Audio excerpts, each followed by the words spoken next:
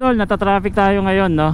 Pero gusto ko lang kasi sabihin itong CL500 mukhang good sa ano eh, mukhang good sa city driving, no? Kasi wala akong nararamdaman na init sa makina, sa binti ko, sa hita, no? Tapos ang gaang niya gamitin dito sa ito, sa mga ganitong traffic, singit-singit, no? Hindi kagaya ng mga ibang na try ko ng motor na medyo may kabigatan, no? Ito, ayan, kahit ganito kabagal, hindi mo mararamdaman yung bigat nung ano, nung unit, no, nung motor mismo. So, okay siya sa city driving kung dadaan sa mga ganitong slow moving traffic, no? Ayan, tapos okay din siya isingit, no, pag pinagbigyan. Pero pag hindi,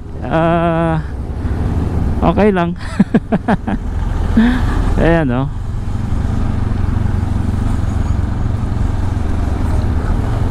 Yung comfort talaga, yung comfort ang binibigay nitong CL500, no? Hindi siya ganong matorque, hindi siya ganon kalakas yung power niya na kapag nag-engine brake talagang mararamdaman mo, no? Ayan, no? May road widening kasi.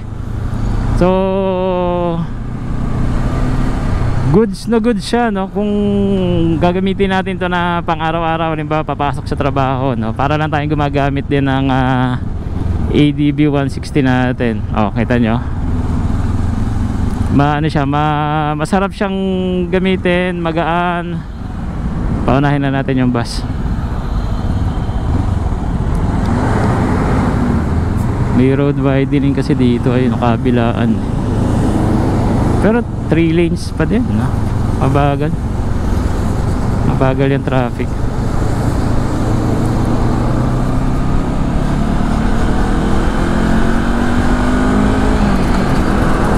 Ayun, wala siyang masyadong sipa, ano, kapag nag-change gear tayo.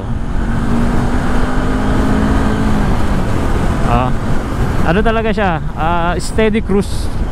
So, kapag nagbitaw ka ng clutch mo, hindi mo mararamdaman na sumisipa yung makina kahit from second gear to third gear, no? Hindi kagaya ng mga ibang motor na na-try natin like CBC50R, no? And ayun nga, upuan, well, wala akong masabi sa upuan kasi ang lambot.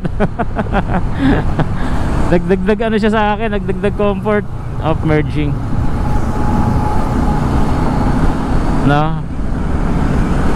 Yun lang update mga idol. Tapos mamaya na ulit, alam ko Petron yata ang ano namin, stopover ulit. Let's go.